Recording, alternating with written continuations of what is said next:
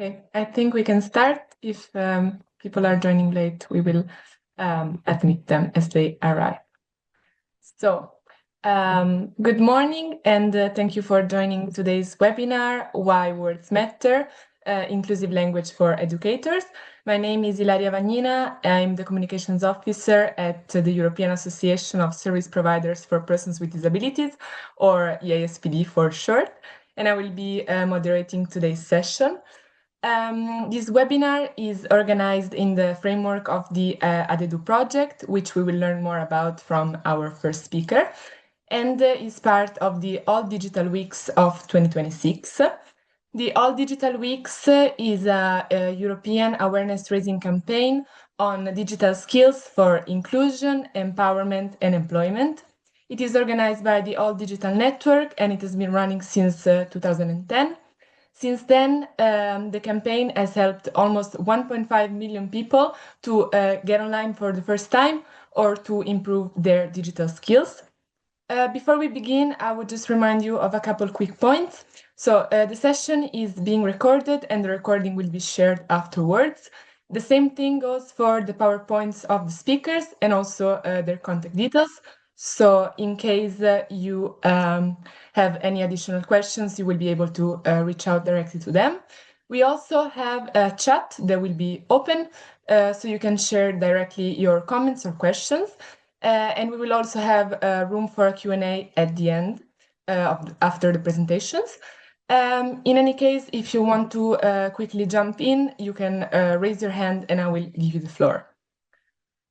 Today, we will explore why inclusive communication matters and how we can ensure that our communication is as inclusive as possible, both in professional but also in a personal context, because the words that we choose really shape the way that our messages are understood and also who resonates with them, but in turn also who is excluded by them.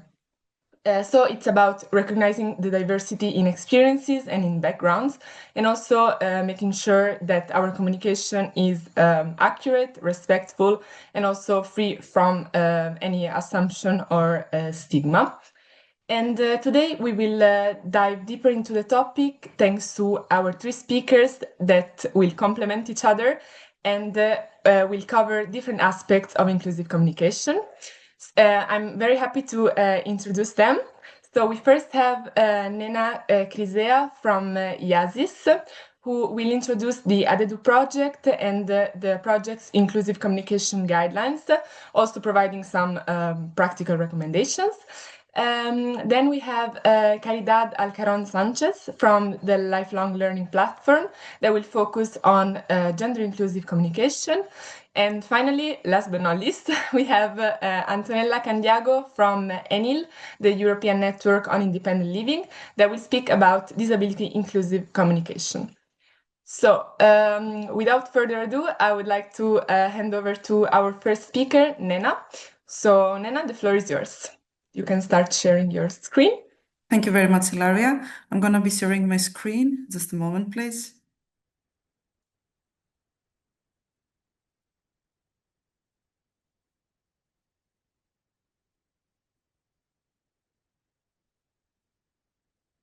Let me know when it's visible so I can start. It's visible. Okay, perfect. So good morning, everyone, and thank you for being here today. My name is Nena, and I'm going to be presenting the guidelines for inclusive communication and dissemination, which is deliverable 2.3 of the ADEDU project, Accessible Digital Education. ADEDU is a European project co-founded by the European Union, and its core focuses on making digital education truly accessible for individuals with learning disabilities.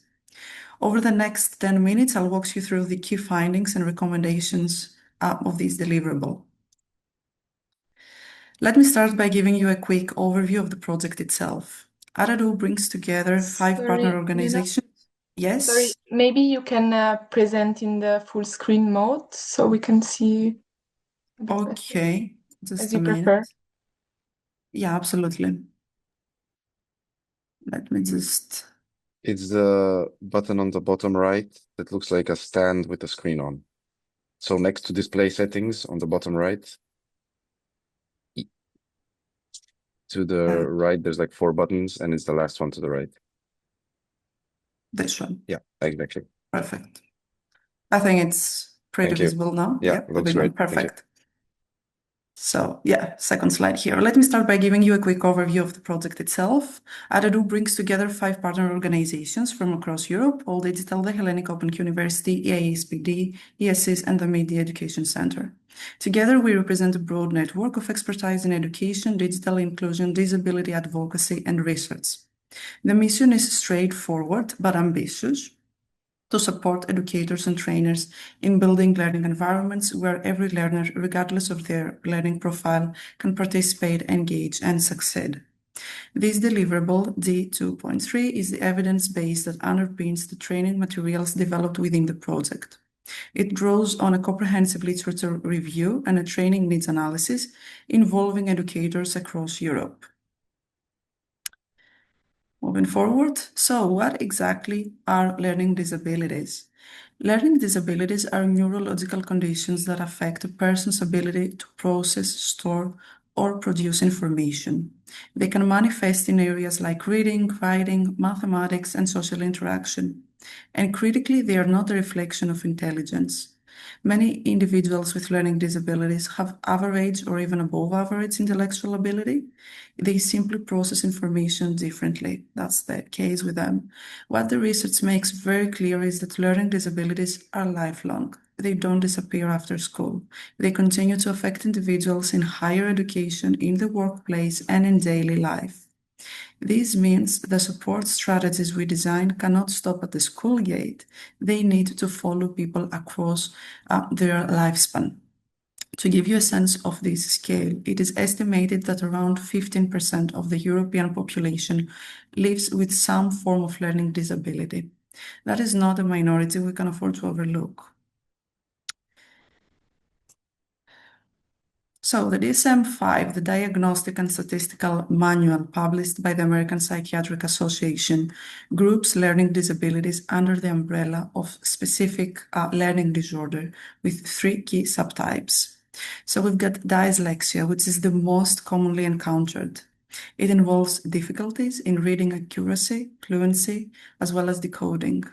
It stems from a deficit in the phonological processing of language, in other words, difficulties in recognizing and manipulating the sounds that make up words. Individuals with dyslexia often avoid reading heavy tasks and prefer audio or visual formats. Dysgraphia refers to impairments in written expression, handwriting, spelling, and the organization of written work. It is often associated with other conditions such as ADHD or developmental coordination disorder. Dyscalculia affects mathematical ability, which means number sense, arithmetic facts, and of course mathematical reasoning. Beyond these 3, the Learning Disabilities Association of America also recognizes ADHD, auditory processing disorder, visual processing disorder, and nonverbal learning disability as related conditions that significantly affect how individuals learn. And it's worth noting that these conditions very often co-occur. A learner with ADHD, for example, frequently also presents dyslexia. When we talk about inclusive education, it's important to be precise about what we mean, because the word inclusion is often used too loosely. The education policy framework identifies 4 distinct levels. At one end, we have exclusion, where learners are denied access to education altogether. Then we've got segregation, where learners with disabilities are educated in separate environments. Then integration, where learners are placed in mainstream schools but are expected to adapt to existing structures. And finally, true inclusion, which involves systemic reform of content, methods, structures, and strategies to remove barriers and provide every learner with an equitable learning experience. The distinction between integration and inclusion is crucial. Integration puts the burden on the learner to adapt. Inclusion puts the responsibility on the system to change. This right to inclusive education is not just a pedagogical aspiration, it is a legal obligation. The United Nations Convention on the Rights of Persons with Disabilities, it's the Article 24, explicitly states that inclusive education is a fundamental human right at all levels, from preschool through to lifelong learning.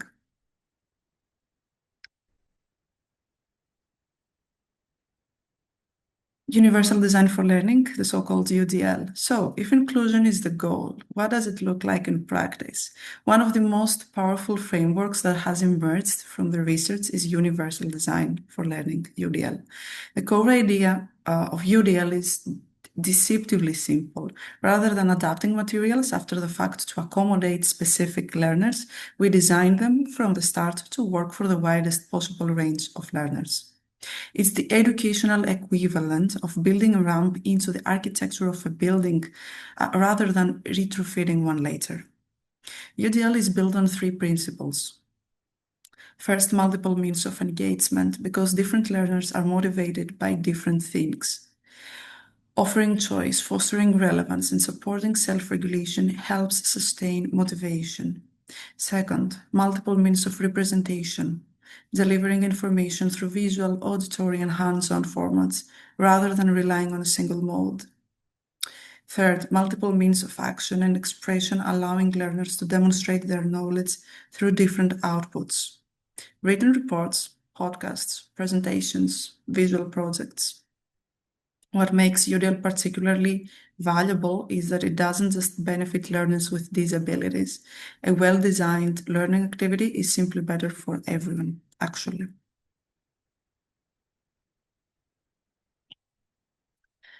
Speaking about technology, technology plays a vital supporting role in making this vision a reality.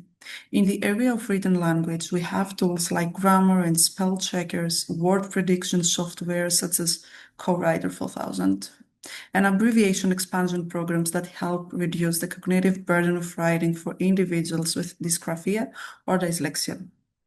For reading, text-to-speech technology available through programs like the ones mentioned here, for example, WYNN converts written text into spoken audio, giving individuals with reading difficulties independent access to written materials.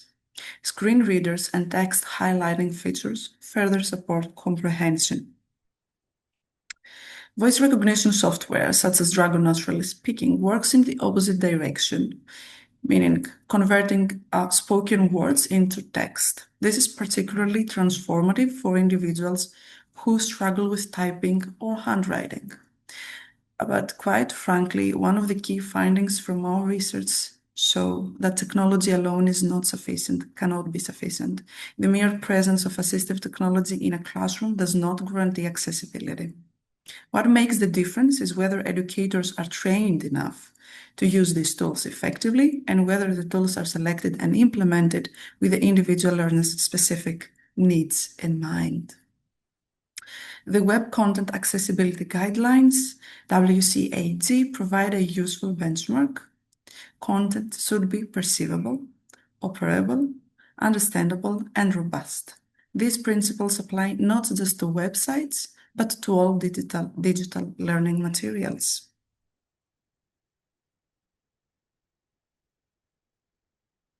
Beyond technology, the literature points to a number of evidence-based strategies that make a real difference for learners with learning disabilities. First, targeting phonological awareness and phonics. For learners with dyslexia, in particular, structured literacy instruction working with phonemes, graphemes, and morphemes, the little components of a word, in other words, builds the foundational skills that underpin reading. This is not a new idea, but it remains one of the most consistently supported by the research. Second, breaking tasks down into smaller, manageable steps. Many learners with learning disabilities feel overwhelmed when faced with a complex task presented all at once. So chunking, identifying the key components of an assignment before starting, significantly reduces the cognitive load.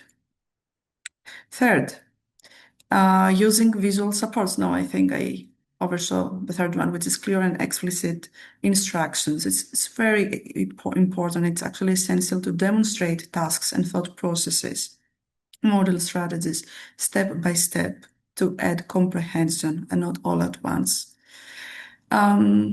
Moving forward, visual supports, semantic maps, graphic organizers, and concept maps help make abstract ideas tangible and give learners a structure to organize their thinking. Personalized practice with adaptive difficulty. Serious games and gamified learning environments are showing particular promise here. They allow difficulty to be calibrated in real time to match the learner's current level. And last but not least, and I want to spend a moment on this because it is often underestimated, social and emotional learning, the so-called SEL. Many individuals with learning disabilities experience social isolation, low self-esteem, and anxiety. Building emotional literacy, empathy, and conflict resolution skills is not separate from academic support. It is actually integral to it. And we must pay attention to that one, because at the end of the day, they will learn whatever they have to learn going to school. But building on these skills that ACL includes is of utmost importance. Everything I've described so far is drawn from the academic literature, but we also want to understand the real-world situation, what educators in Europe are actually experiencing. So we carried out a training needs analysis using a mixed methods approach. In May 2024, 2 focus groups were conducted, involving secondary school educators, psychologists, special education teachers, as well as researchers. These were supplemented by a survey completed by 52 educators from Greece, Serbia, and Italy. Findings were striking. When asked about the most common learning disabilities they encounter, 75% of respondents cited ADHD, followed closely by dyslexia at 71% and language processing disorder at 50%. These are not edge cases, they are the daily reality of classrooms across Europe. This is actually what's happening. But perhaps the most important finding was this: nearly half of all respondents, 48%, had never received any formal training specifically focused on teaching individuals with learning disabilities. Almost half. That is a significant gap, and it's exactly the gap that ADEDU is designed to address. Educators also told us that collaboration between special and general education teachers remain insufficient, that family engagement is a persistent challenge, and that while digital tools exist, the training to use them effectively is largely absent. The research is clear on one thing: no educator can effectively support a learner with learning disabilities working in isolation. What is needed is a genuine ecosystem of support. That ecosystem includes families and caregivers, special education professionals, speech and language therapists, occupational therapists, psychologists, and public authorities. Effective collaboration between these actors, built on regular communication, shared planning, and resource exchange, is what transforms good intentions into real outcomes. One practical mechanism that the literature consistently supports is the Individualized Education Plan, the IEP, developed collaboratively by educators, specialists, and families. Families do also contribute to that, and it's important. When everyone is working from the same plan, the learner benefits from consistency and coherence rather than fragmented support. I also want to highlight the importance of educator expectations. Research shows that when teachers hold low expectations for learners with learning disabilities, those expectations become self-fulfilling. The inverse is equally true. High expectations combined with the right support lead to significantly better outcomes. And let me bring the key threads together. Inclusive education is not optional, it is a human right, enshrined in international law, and supported by decades of research showing that inclusive classrooms benefit all learners, not just those with disabilities. Universal design for learning gives us a practical framework for building that inclusion into educational design from the outset through flexible materials, multiple modes of engagement, representation, and expression. Assistive technology is a powerful enabler, but its impact depends on educator training and thoughtful implementation.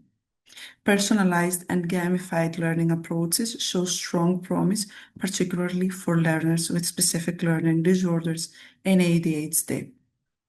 Social and emotional learning must be woven into inclusive education, not treated as an add-on. And collaboration between educators, specialists, and families is not a nice to have in any case. It is the foundation without which everything else falls apart. Finally, and this is the call to action I'd like to leave you with, our research found that close to half of educators working with learners with learning disabilities have never received targeted training in this area. That is a gap we can and must close. It is the central challenge that ADEDU as a project is working to address, and I hope this presentation has given you a sense of both the urgency and the opportunity. Thank you very much for your attention. This is the full D2.3 document, and it's available under a Creative Commons license and can be freely used for educational purposes. Just to mention here, so if you'd like to learn more about the ADEDU project or explore the training materials we've developed, I'd be happy to share those details with you. And I'm now very happy to take any questions you might have, or even later, while the Q&A process. Thank you. Thank you very much, Nena. Do we have any immediate question from the participants? If not, we can move to the next speaker and we will have questions afterwards. But thank you very much for your presentation. It was very clear. It was very interesting to see how ADEDU is responding to a practical problem or need that educators have. And it was very, very interesting. Thank you for listening. Thank you. Now I will leave the floor to Caridad. She will speak about gender inclusive communication. And the floor is yours. You have 20 minutes. Hello, everyone. I'm Caridad. I'm one of the vice presidents of the Lifelong Learning Platform. And I hope you can see my screen. Can you see it? Yes. Okay. So I'm going to speak about gender inclusive communications and gender inclusive language. And as I said, I come from the Lifelong Learning Platform. So what does inclusive language mean itself? Inclusive language is free from words, phrases, or tones that reflect prejudice, stereotype, or discriminatory views of particular people or groups. And when it comes to gender inclusive communication, we speak about gender as not only binary gender, like female and male. We speak about all types of genders and also non-conforming gender people. Education and inclusive language, it is important to understand when we speak about the importance of inclusive language, and mostly in education, it's because it has a hidden power. Language holds lots of power when we speak. We not only are trying to communicate, but we are also bringing our own beliefs, our own culture, and in education, it hides lots of power. And as Rita Mae Brown said, language exerts hidden power like the moon on the tides. I have another quote about this inclusive language and the importance and why language and the use of it's so important. It's not that we have inclusive or not inclusive language, it's just how we use the language and how we acknowledge the power that it holds, specifically when we talk about gender inclusive communication. Language is power in ways more literal than most people think. When we speak, we exercise the power of language to transform reality. And we know this because we have seen the change in the past decades and in the past years, specifically when we talk about gender inclusive communication, or when we speak about people with disabilities, we know that it can transform realities because we are bringing those realities to life. And these authors said, why don't more of us realize the connection between language and power? And I think it's really important as educators. I'm a social educator myself, and I know how much power I have when I speak and when I use my words. So gender inclusive communication, we have 4 types of gender communication. We have sexist language, we have gender biased language, gender inclusive language, and gender neutral language. And these 4 definitions, these 4 categories, they come from the European Institute for Gender Equality in 2024. And when we speak about sexist language, it is the form we were used to hear when people were speaking, and that's when someone intentionally uses derogatory and discriminatory language against a particular gender. This has been the case for many, many years, and we've all heard the phrases, you run like a girl, you throw like a girl, and this was a form that I think we are seeing less and less, but it is still there.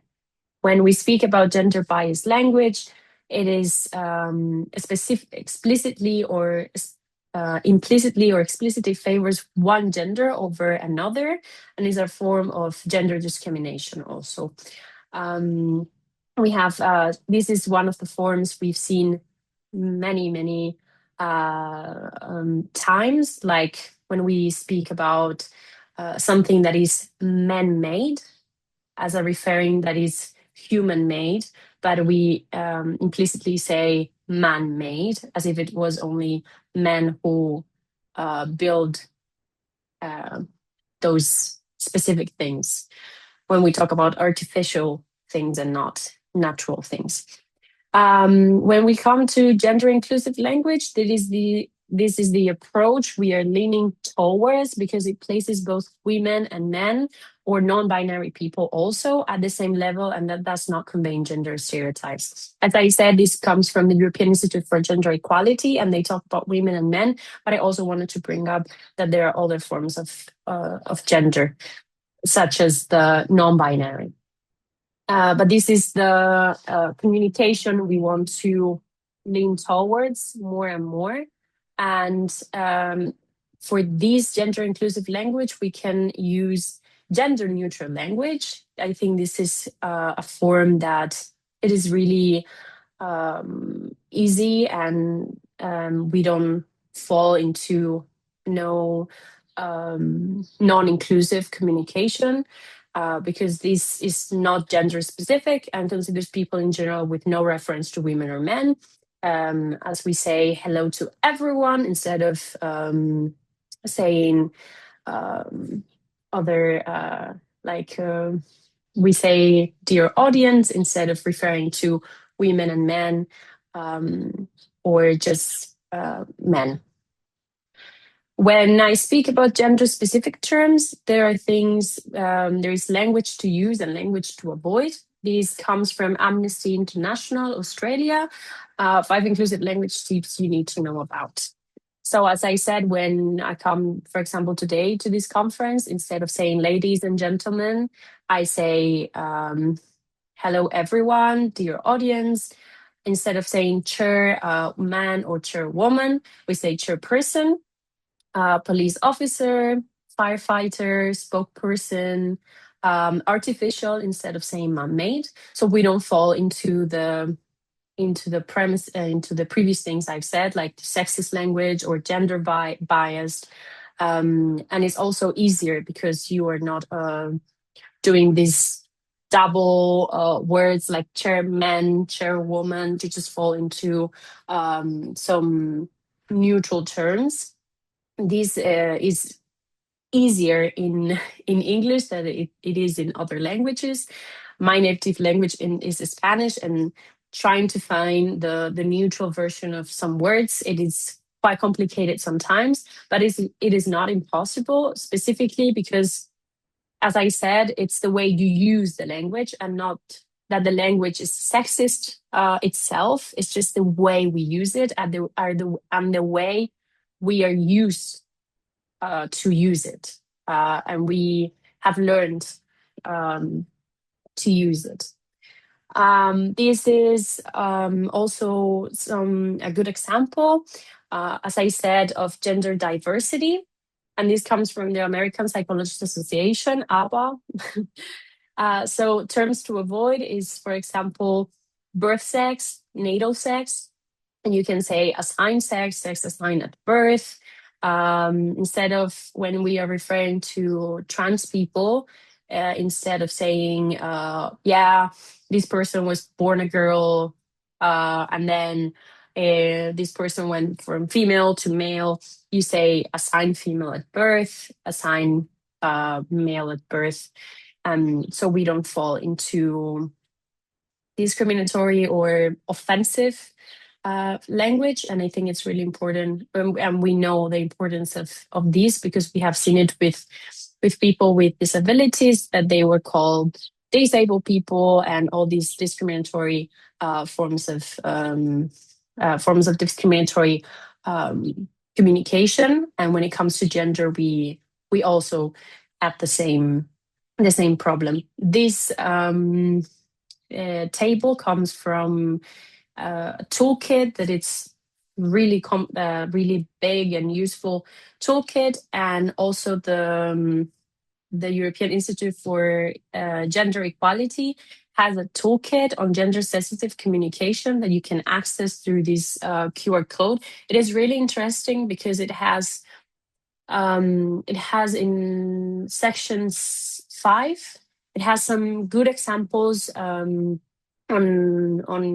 how a text can be written in a gender bias way or a sexist way, and it teaches you, or it shows you how to make it gender neutral or how to make it gender inclusive. And it's a really good way to learn how to do this and to get some examples. And also Inclusive Language Guide from the American Psychological Association. It also has really good examples when it comes to not only gender diversity and sexuality diversity, but it also has for cultural, ethnicity, and also for people with disabilities. It has ways, language to avoid and language to use, as I've shown before. And I think it's really, really interesting to see this and to have some good examples of toolkits, as we also have good examples of toolkits from this project and some good guides. So this was everything from my side, because I also want to leave room if you have any questions. These are the references. Specifically the European Institute for Gender Equality. They have really good examples like Words Matter, supporting gender equality through language and communication. This is mostly where my presentation comes from. And I think that's it. If you have any questions, I am here. And I'm also leaving my contact details here. And thank you very much. Thank you very much, Caridad, for the presentation. I found that it was very interesting the way that you linked communication to power, and also the practical terms to switch to make sure that our communication is inclusive. I don't know if anyone has a question at the moment, either in the chat or spoken out loud. Okay, I see the QR apparently doesn't work, but yes, we will share the the links later in the follow-up email. Okay.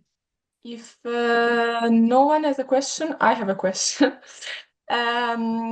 So you mentioned that, yes, of course, like language is power, and that you are also an educator yourself. So I wanted to know from your perspective, because it's not easy to switch to the inclusive language. It's something that really requires a lot of thought because unfortunately we are wired to speak in a certain way. I wanted to ask you, what is the biggest challenge that you see educators facing when using an inclusive language, gender inclusive language, or inclusive language in general? Yeah, I think that's a really good question. When I was making the presentation and asking myself, what can I speak about and where are the interesting topics, examples, and everything, I came through a paper from Germany that said that in the state of Bavaria, it was banned. They were banned from using inclusive language, and that has happened also in Spain, because they've said that it's to use, for example, mankind as a word. It is inclusive because we've always assumed that it was the neutral version of words to use the male version. So everyone said they are very resistant to change because, as I said, language can transform realities, and sometimes we are really hesitant for these transformations to happen because we are afraid of the unknown, and they think that that using inclusive language, I don't know, somehow will make the world explode. And I think this is the biggest challenge, that is the resistance to change. The institutions in each country, some of them, they are more hesitant to change and to use inclusive language. Other countries in Europe, they are more pro for inclusive language. We've seen for the institutions that they have these toolkits, they have these guides, and more we lean towards inclusive language, but there is a lot of resistance because, you know, it's learning a new way of communicating. And I think that will be for me the biggest challenge. Okay, thank you very much. Thank you. Thanks again for the presentation. I will now give the floor to our final speaker, Antonella. She will cover disability inclusive communication. So it's another very important aspect that will complement what we've learned so far. Antonella, the floor is yours. Thank you, Ilaria, and hi, everyone. Okay, so I'm sharing the presentation.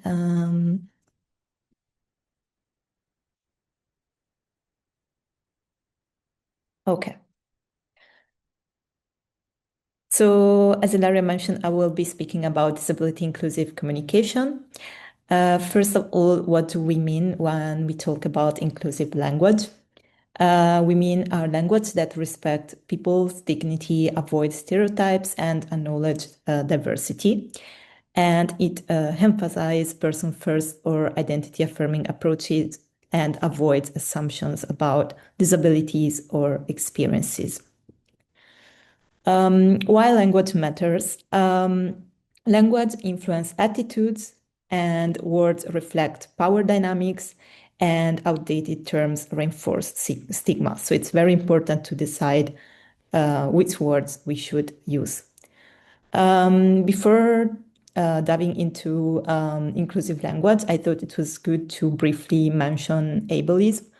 Ableism is a system that gives more value and power to people considered non-disabled, discriminating and therefore excluding disabled people from participation and society.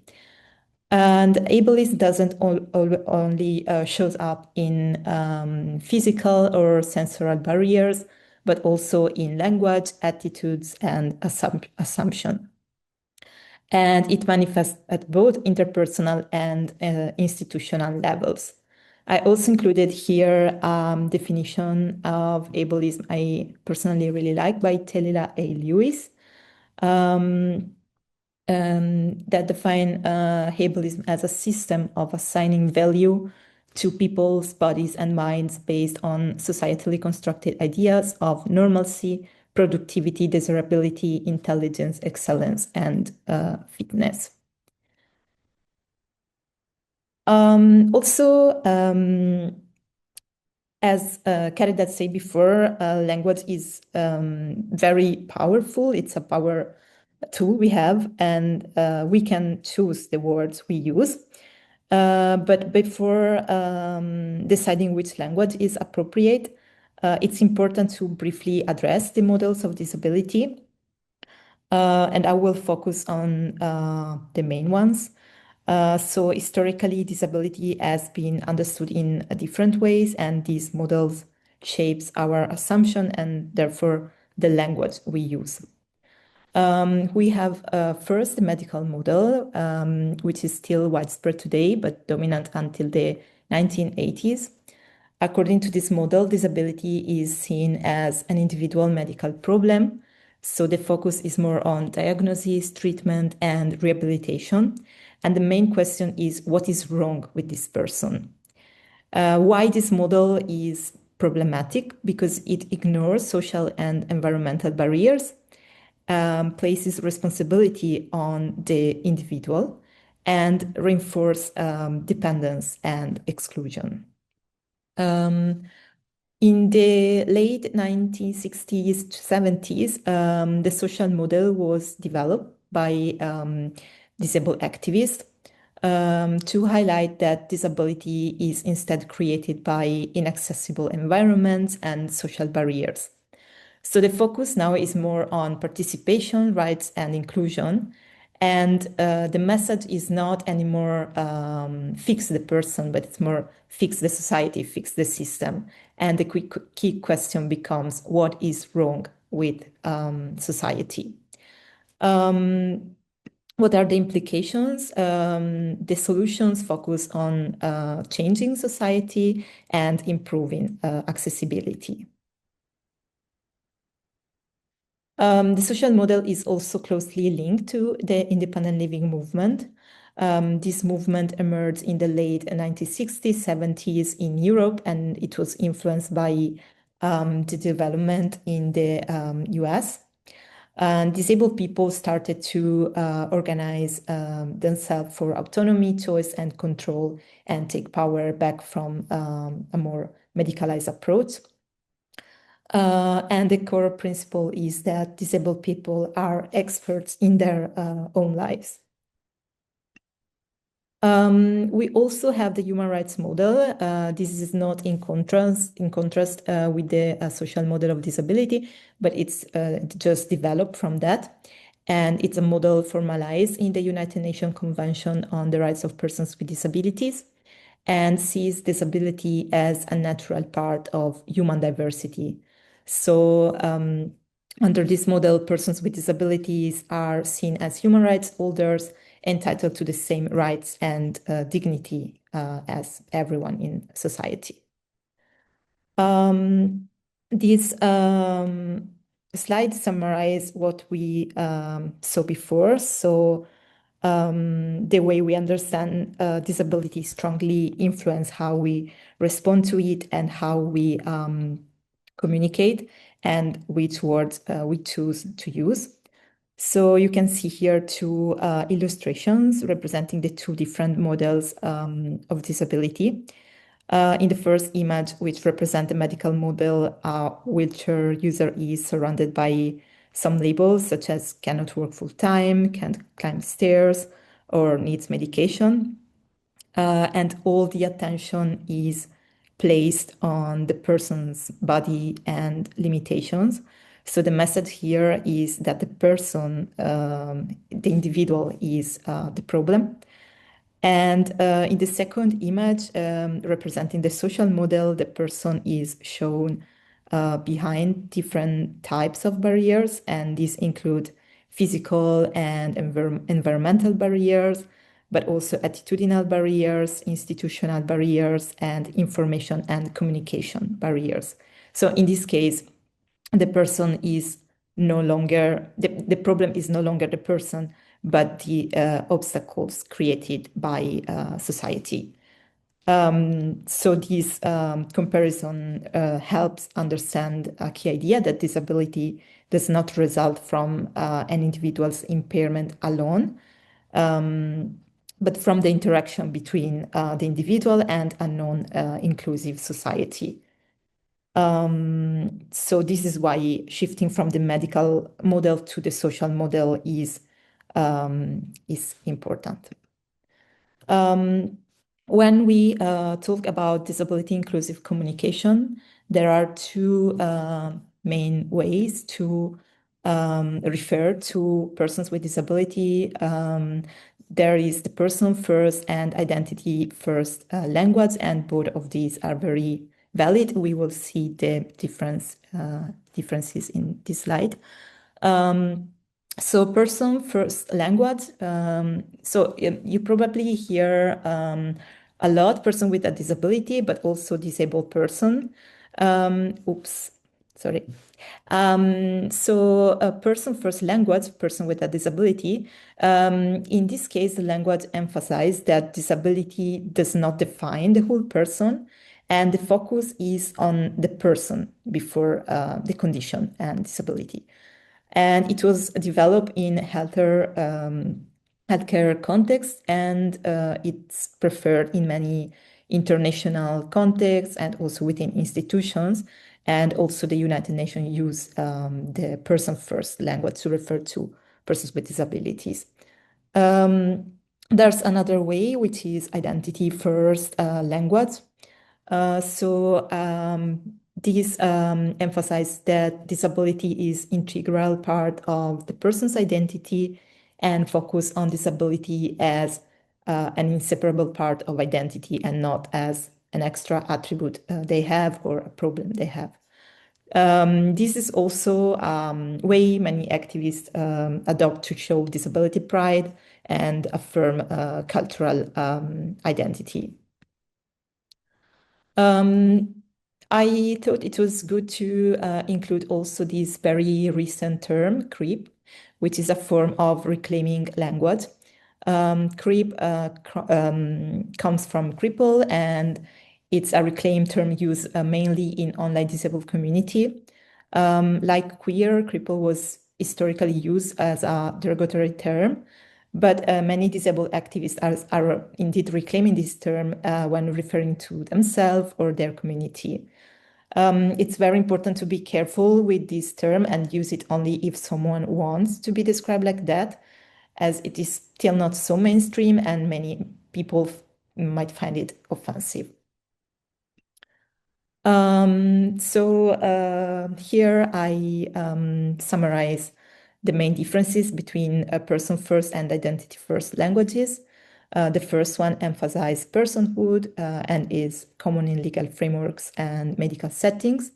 And the identity first language emphasizes identity and it's more common in activism and advocacy contexts. As I said before, both are used and accepted, but the key principle is to ask and respect individual preferences. In the next slides, we see some good practices and practical communication guidelines. So some tips. First of all, it's very important to avoid inspiration porn when talking about disability. Inspiration porn means representing and portraying ordinary activities of persons with disability as extraordinary only because of their disability, and it reinforces stereotypes instead of equality and often lead to pity or admiration rather than respect of the person. And it's also on the other side important to avoid the so-called sensationalism, so the use of exaggeration, shock or drama to attract attention in content about disability. This happens a lot in media representation and often occurs at the expense of accuracy, dignity, or nuance. Some other practical communication tips: ask how the person prefers to be described. Don't assume. Avoid correcting someone's self-identification. Mirror the person's terminology, but also respect cultural and linguistic context. Also, in some cases, someone might like, for example, to refer to themselves as disabled people or queer, but they want you to describe them in other ways, and this is also fine. And as I said in the previous slide, avoid dramatization and use instead a neutral tone. Don't overemphasize disability if this is not relevant for the story, and avoid condescending euphemism like gifted or special needs or differently able-bodied persons, and update the terminology regularly. I included some examples of inappropriate and inclusive language you can instead use. For example, avoid able-bodied or normal and use non-disabled or person without disability, as able-bodied might see person without disability as the norm. Also avoid invalid, handicapped, differently able, special, gifted, or suffering from disability, as they are very negative, and use person with a disability or disabled person. Avoid using mentally retarded and use instead person with an intellectual disability. Avoid special needs, as it's very infantilizing, and use instead access needs or functional needs. And also the example of wheelchair bound or confined to a wheelchair, and use instead wheelchair user or use a wheelchair, as people who use wheelchair, they're not bound to that. It's more their way to be independent and move around. I also included two useful resources. At ENIL, we recently shared some guidelines on media representation of persons with disabilities. And also, there's this very good disability language guide by Labib Rahman. I included the links. Also, a note about intersectional inclusive language. So disability is not experienced in isolation. People's experiences of disability are different and shaped by gender, by race and ethnicity, socioeconomic background, migration status, sexual orientation, and gender identities. And these overlapping identities can lead to multiple and intersectional forms of discrimination. Why this matter for communication? To avoid treating disabled people as a homogeneous group, recognize the barriers and experiences that might be different, be aware of power dynamics in language, and understand that some voices are less heard, like racialized disabled women. Some good practices include asking and don't assume identity or experience, reflect how people describe themselves, and be aware of cultural context and language differences, but also avoid stereotypes like strong survivors and other terms, seeing women and disabled women as passive, and ensure representation. So it's very important to ask ourselves whose stories are being told and by whom, and who is missing. And finally, use inclusive examples that reflect diversity. For example, you might avoid saying disabled people struggle to access healthcare, and say disabled people, disabled women, especially from racialized community, may face additional barriers to healthcare access. Also, we give a voice to persons with disabilities, but we can always highlight, we amplify voices of persons with disabilities from diverse background. So inclusive language must be intersectional to be truly inclusive. Also, we don't hear a lot about disability in society. So it's very common to make mistakes. And in many cases, people ask me, how do we avoid saying the wrong thing when we talk with someone with a disability? I think it's very important to normalize the fact that it will probably happen. You will make mistakes, and that's fine. But what matters is being open to correction and willing to learn. So what to do? Listen to disabled people, especially people from diverse backgrounds with different gender identities, sexual orientations, but also within the disabled community. Try to listen not only, for example, people with physical impairments, but other kind of disabilities, and avoid assumptions, ask when appropriate, and repair when needed. So if you have any questions, and I also included my contacts, the email, LinkedIn, if you want to stay in touch, and email website for more resources on independent living. Thank you so much for listening. Thank you very much for the presentation, Antonella. It was very, very interesting, very clear. I appreciated a lot that you gave some practical tools as well. And also the focus on intersectionality. I think, yeah, I've seen the comment of Clara in the chat, and yes, it's something that we care a lot about at USPD, and we are working on improving also what we do in that sense. So yeah, it was very interesting also to hear your perspective. We are basically 1 minute away from the end of the webinar. I don't know if anyone has a flash question now. I mean, I wanted to ask something, but okay.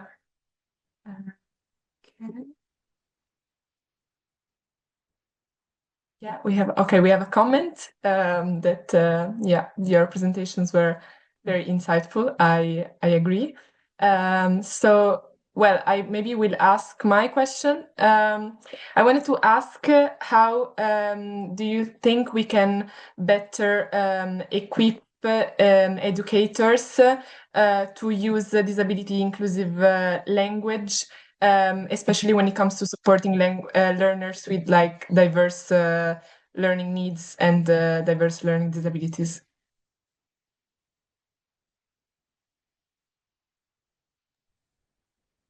I can go. Yes. Okay. So I think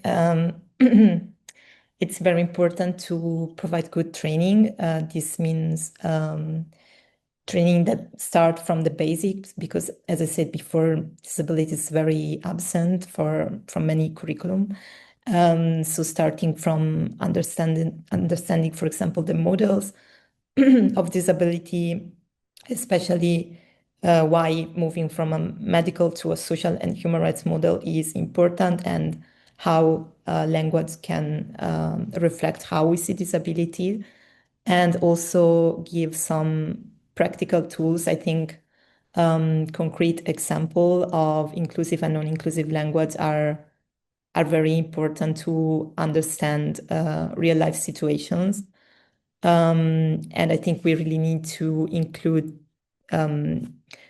disabled voices in training, especially people with intersecting identities.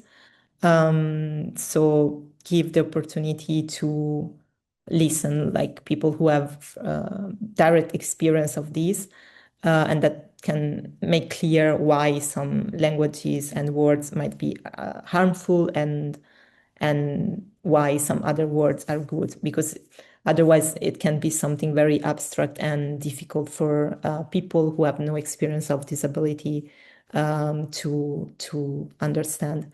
And also it's good to normalize, as I said before, the fact that even educators can make mistakes. This can be harmful, but it's very important also to receive feedback and improve rather than being afraid of saying the wrong thing. I think sometimes being afraid to ask or talk about disability leads to not talking about that at all, and therefore invisibility. So I think this is very important. Thank you very much for the answer. I think it's especially important when you highlight the possibility of making mistakes, because it's also connected to what Caridad said before, like there is a resistance to change, but also maybe this resistance is motivated by not wanting to make mistakes, wanting to stay in the known path as a way, in a certain way. So yeah, it's very important that we underline this. Thank you. Do we have any further questions?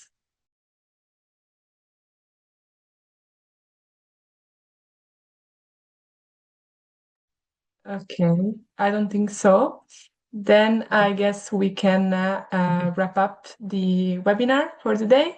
I wanted to thank again all the speakers. Your presentations were very, very useful, very interesting, very insightful. And yeah, I feel like we are all leaving with something new that we learned.